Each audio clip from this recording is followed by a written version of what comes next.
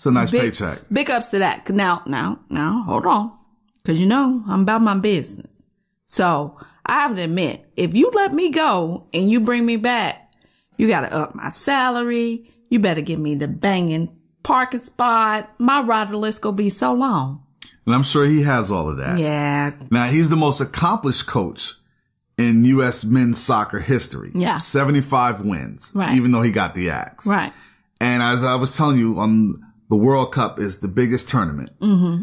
The men have never won a World Cup championship. Wow. A big fat donut. But he took us to the best point. We went to the quarterfinals in 2002. Wow. So the men never won. They've never won. The women have won it.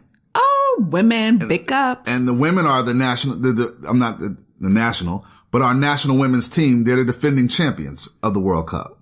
Because we're awesome. That's why. But the thing is that, so moving forward, now the women are obviously, if they've won the World Cup, we're competitive on the international stage. Yeah.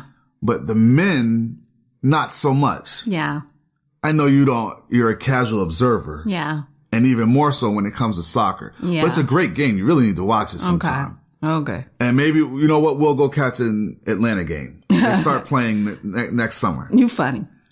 I want to know, what do you think can help us to move closer to being competitive on a global level? In a sense, I guess you could start by having more qualified individuals playing in the sport. I think that's good. Oh, wow. Okay. So let me keep going since that's so good. I'm good. Alrighty then. Okay. And to get more qualified individuals playing in sport, like you say, they divert to other sports when they get to a certain age. So you got to start at that age, capturing them to stay engaged into soccer. You do. And you got to figure out how to do that and how to do that. Get the youth to think differently outside the box. As youth, they tend to, when you ask, what do you want to be when you grow up? Pertaining to sports, they'll say a football player or a baseball player. Mm-hmm. We got to get them to start saying soccer player. Mm-hmm. And it would be awesome if they start having more, like individual professional sports players, soccer players that are more engaged in the youth. And like we have more posters of them in our children's room instead of the football player, the soccer player, and just start there. Start making it more exciting. Kids get geared up off anything. Because I know even with our nephews, they're like that. I could just make anything. It seems so hot to them. So just start making it seem hot. Like, you guys, soccer is hot.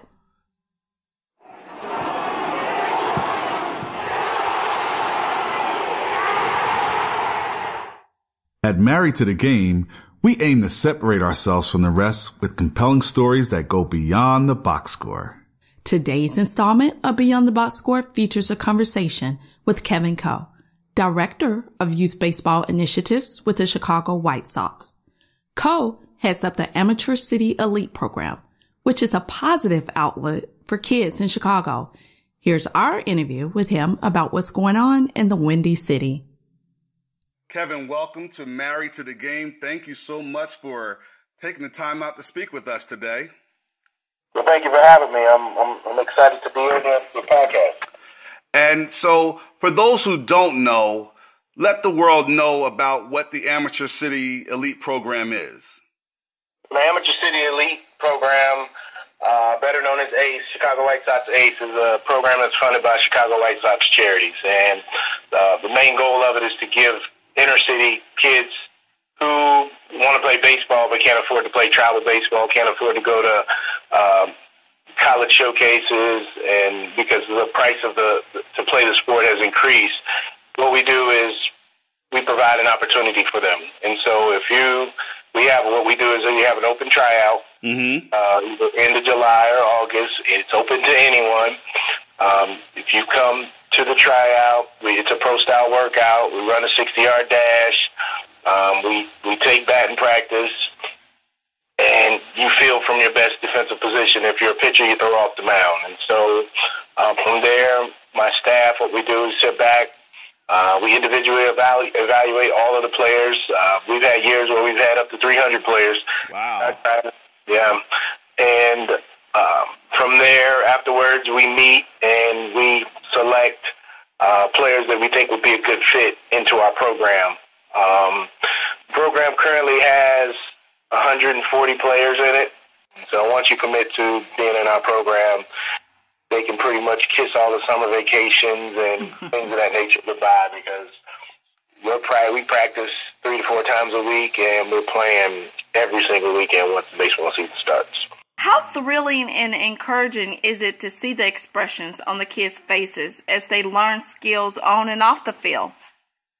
Well, it's awesome. I have a unique perspective because I get to watch them at each age level. To watch a kid come in as a 12-year-old, and really not know the fundamentals of baseball, but have some talent. I used to be a kid. If the program was around when I was in high school and I was of age to be in it, I would have been a perfect fit for it, you know. And so, unfortunately, it didn't exist. We didn't get as much opportunity to practice and an opportunity to play as many games. Right. So now, able to come back and see this and watch the kids and watch them grow and progress as baseball players and earn college scholarships, man, it's awesome. Where do you see the ACE program 5 to 10 to 15 years down the line?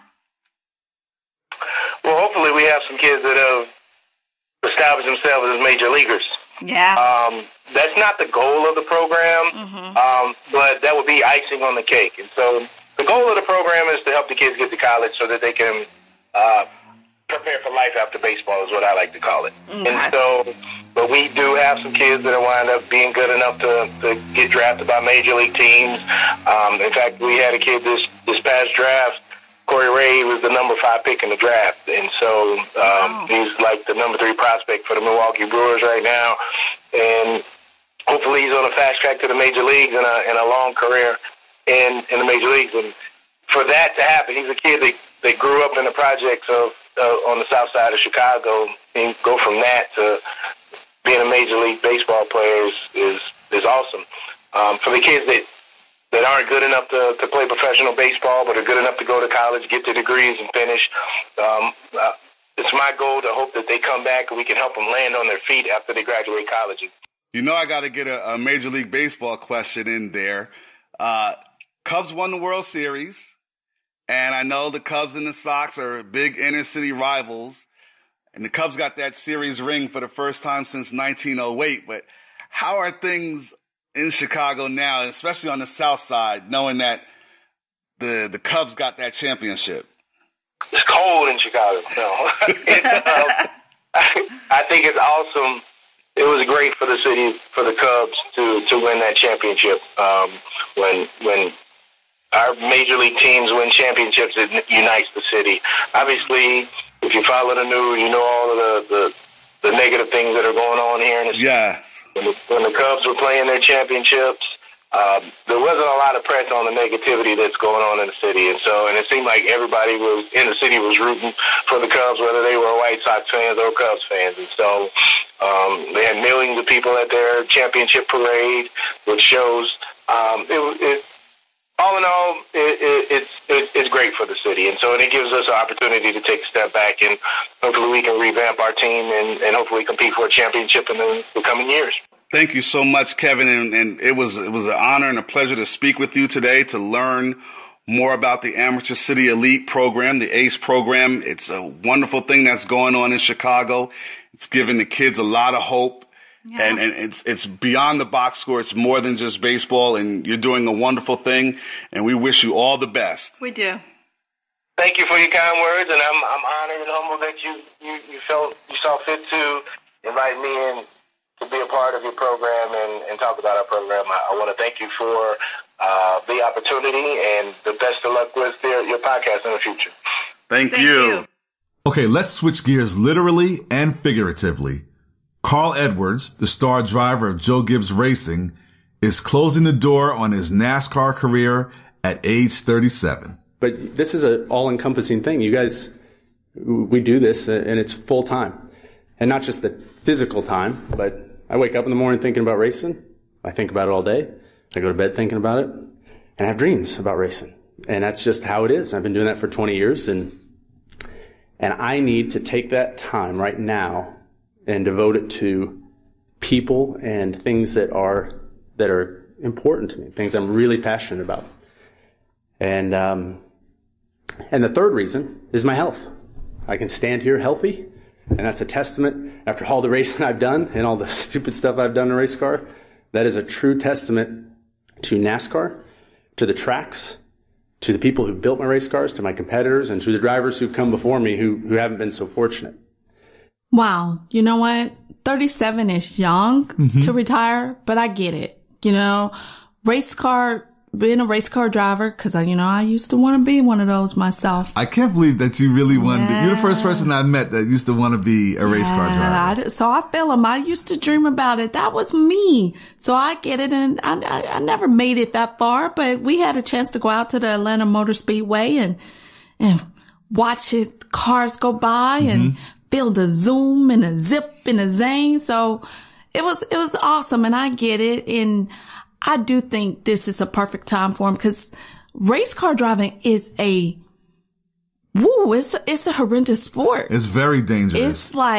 It's like you're getting hit, you're getting slammed into the walls, your mind is racing, your heart is racing. Every part of you is in that game. And so this is going to be tough for him, I think, though, because it's like for so long. 20 years. 20 years. You think about it, he's 37 and he probably started racing competitively before you can even get a legal driver's license. Right.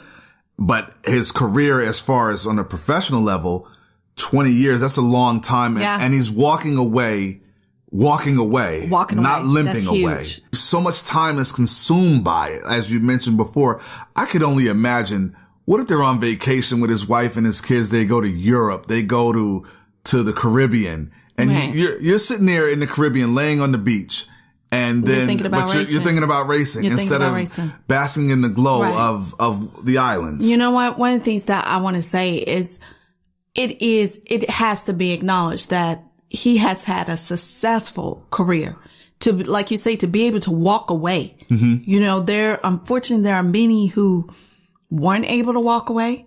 There were many who had limitations after concussions, a long career.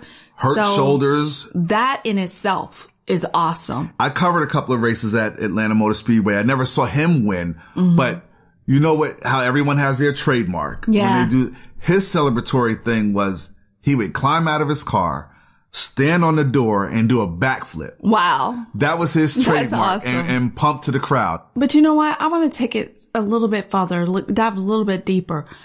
My thoughts are going to go to him because, like, for so long, like you say, he's been thinking about racing. And so when you retire, it's a lot of athletes that when you retire, your mind has been going so like from 0 to 100 for so long that now it's scaling back. It's an adjustment.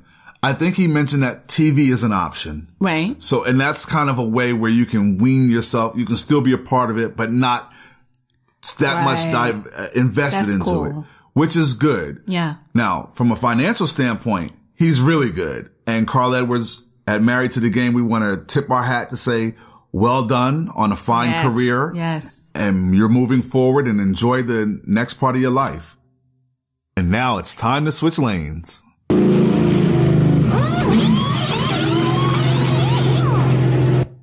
Welcome to the Pit Stop.